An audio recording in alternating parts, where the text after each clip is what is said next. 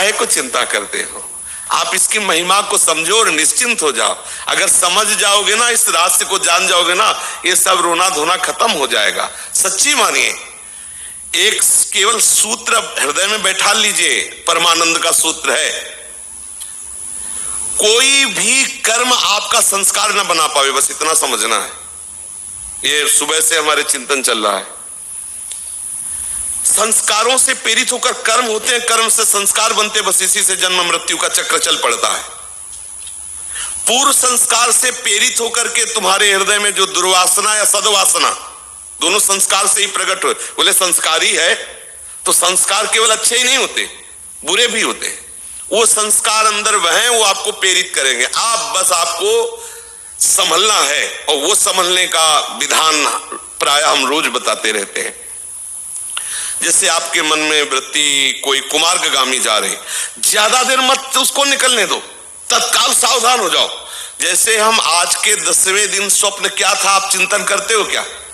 तो पूर्व संस्कार से जो विषय वासना संबंधी आपके जीवन में बात आती है, जो भोगा है, जो अच्छा या बुरा, जैसा भी, कोई द्वेष करने वाला, कोई सम्मान करने वाला, कुछ भी ऐसा बाहर आता है जो प्रभु से बिलग है, पहली बात तत्काल उस पर मिथ्या बुद्धि करो, ऐसा झूठा।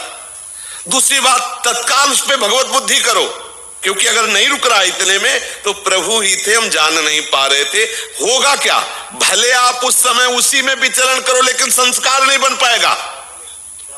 हमें खास बचत करनी कि अगला संस्कार न बनने पावे, नहीं वो फिर प्रेरित करेगा। आप जिस विषय का चिंतन कर रहे हैं, अगर उसका सुख भोगे और घंटों उसी में डूबे हैं चिंतन में, तो क्रिया हो या ना हो वो बन रहा है जो बनना चाहे। जो हमारे बर्बादी का कारण है उसे संस्कार कहते, वो बन रहा है। बोले हमने कुछ बुरा तो नहीं किया, लेकिन जो आप चिंतन में बुरा सोच रहे थे वो ये सांसारिक बातें हैं, क्रिया पर उतरना। अरे उतने से ही जो संस्कार बना वो तुम्हारे मोक्ष पद में पहुंचने में, प्रेम पद में पहुंचने में बहुत बड़ा बाधक है। खास बात है संस्कार, दो सूत्रों से। पहली बात, मिथ्या यदि नहीं कट रहा है तो तत्काल भगवत बुद्धि, उस वस्तु व्यक्ति स्थान में श्री कृष्ण। तो भले आपका हृदय जल रहा लेकिन संस्कार नहीं बन पा रहा। दूसरी बात, वो समय वो क्रिया बांधने में समर्थ नहीं हुई, निष्फल हो गई, निष्प्रभावित हो गई। वो मिसाइल चली लेकिन वो फ्यूज हो गई, वो आपको नष्ट नहीं कर सकती। यही युक्ति से मुक्ति, सावधानी पूर्वक हर कर्म को निष्फल करते जाओ। कैसे निष्फल होगा समझ रहे? जहां जहां मन जाए, पहले तो स्वाप्निक भाव, अगर नहीं बनता तो भगवत भाव, और हर कर्म प्रभु को समर्पित कर दो, हर कर्म। तो वो आपको बांध नहीं पाएगा, संस्कार नहीं बना।